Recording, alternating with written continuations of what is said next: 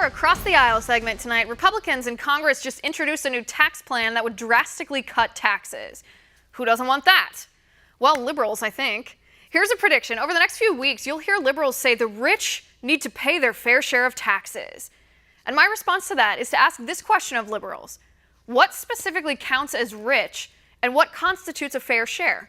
With me now, professor at Johns Hopkins University and Democratic political commentator, Dr. Wendy Osefo. Dr. Osefo, thanks for joining us today. Thank you, Liz. All right, I want to get your input. I want to get your analysis on this tax plan, because it seems to me that it's a bipartisan idea that more people enjoy, and it's beneficial for their lives to keep more of money in their pocket, to keep more of their paycheck than to give it to government. What's your take? I absolutely agree, but what's being said here that is not true is, Trump purported this as a once-in-a-lifetime tax cut, but that's not the case. And this is not tax reform, it's actually tax cuts. This is nothing similar to what we saw in 1986. Instead, this is like what we saw in 1981 with Ronald Reagan and in 2001 with George Bush. And the only difference is, during that time, we were in a recession. So what Trump is doing here really raises eyebrows, because our economy is actually on the up and up, right? So it brings the question of, why is this happening, and why are we trying to push forth cuts for the higher percentage earning income individuals in our country? And I think that's where the question lies. Right, although I'm not sure that's accurate. I mean, it seems like it's a tax cut for everybody. It's not just a tax cut for the rich here. I mean, if you look at the three brackets, the lowest bracket's 12%, then we have 25% and 35%. 35% is down from 39.5%. It's not actually as low as Ronald Reagan's tax cuts. Those were 28%. But the 12%, right, even though that raises the current lowest bracket by 2%, it's at 10% right now, that would be offset by the standard deduction. So the result of that would be an increase in the number of people who are actually paying no income tax whatsoever. Actually, the truth of the matter is those offsets will be able to flourish if we raise interest rates. So let's make sure that narrative is clear. And once we raise interest rates, that's actually going to affect all of us. And then on top of that, you made mention of the three brackets. Well, the bottom 35% of our country will not be affected by this. And middle income earners, middle class Americans, will barely or moderately be affected by this. And when we look at that bottom 35%, you will only seek a benefit if you are paying federal income taxes. So there's a lot of loopholes here. And we all know that when it comes to taxes, when it comes to finances, we will see these loopholes. But we just want to make sure that before Congress does pass this, they have conversations in a bipartisan manner to ensure that all Americans are going to see the benefit, not just those individuals who are in the higher income brackets. No, listen, that's actually why I like this tax framework that President Trump released. One of the reasons. I, of course, support tax cuts, as the majority of Americans do, but it's something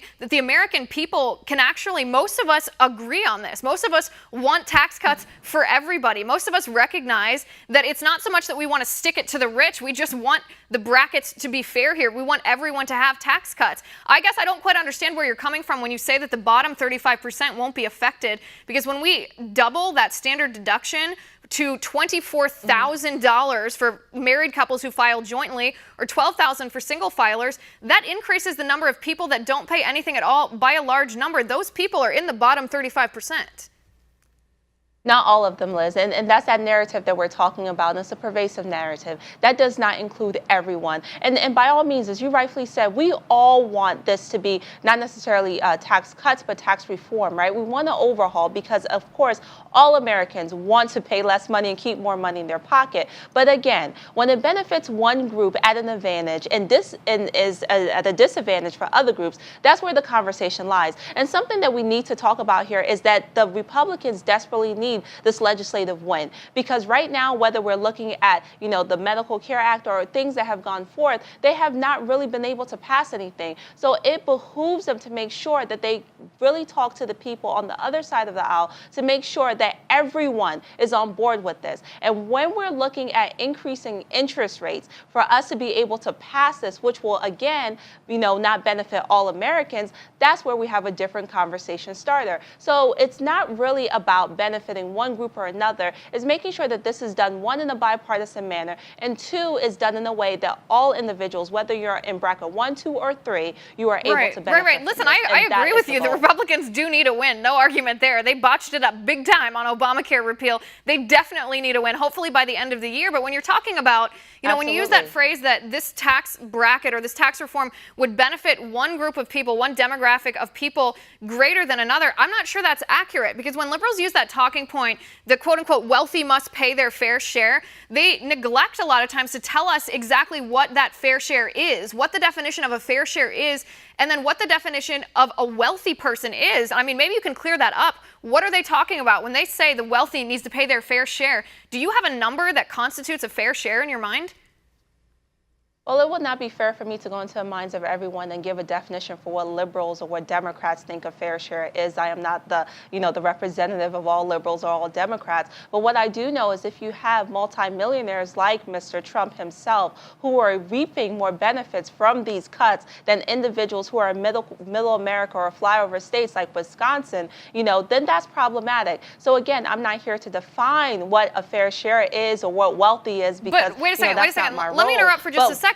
Because you're defining what's not a fair share. You're saying this isn't enough for wealthy people to pay. You're saying this isn't enough for someone like President Trump to pay. No, so if you know what's not fair, do you have any idea what you would consider fair? I mean, how much money do you think Trump should pay in taxes in order to pay his fair share?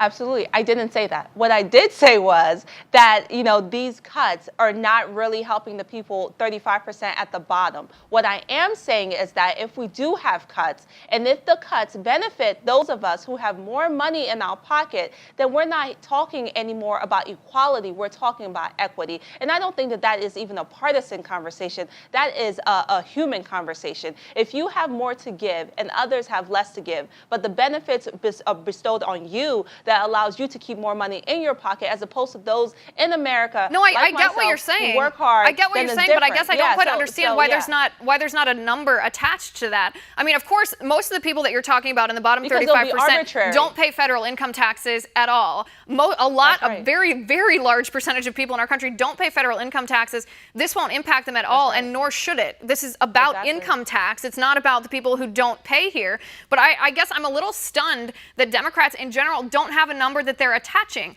By nature of having more money, when you pay the same percentage as someone else, you're going to be paying more of your money anyway. When you look at these tax brackets, they're still progressive taxation. It's still a graduated tax bracket of 12%, 25%, and 35%. They're still paying more. How come that's not enough?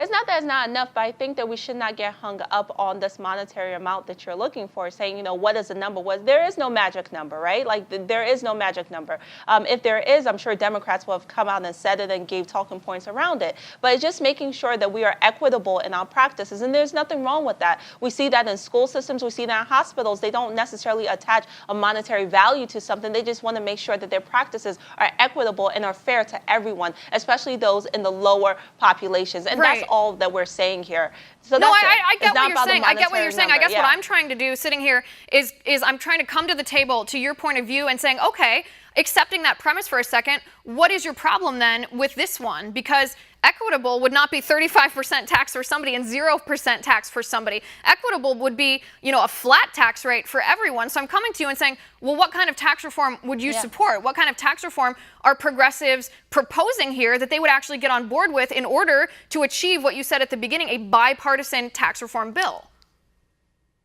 Well, we can say this. We can say we would not want a tax reform or a tax cut, because this is not reform. Let's be very clear here. This is not reform. These are tax cuts that we're witnessing, that Donald Trump has put forth. We would not like tax cuts that, again, benefit those individuals who make more money. And I think that's very simple. I don't think that is one of those things that is innocuous in its terms, basically saying like, hey, who are the individuals who are going to be hurt most here? And that's all we're saying. To me, I think is actually very simple. If you are able to make more money, but then you keep more money in your pocket as opposed to people who have less money, then that is problematic. And that is all that we're saying. Right. No, and we're running out of time here, so we can't quite keep going in circles. Yeah, sure. But I just wondered when you said if you're making more money and you therefore have the capacity to share more money, I mean, how much of that? Should they give away enough money so that they are equal to this bottom 35%? There's no number here, and I guess I wish Democrats would present a number that would satisfy them so that we could come to the table. Dr. Osefo, thank you so much for coming on the show. I appreciate this conversation.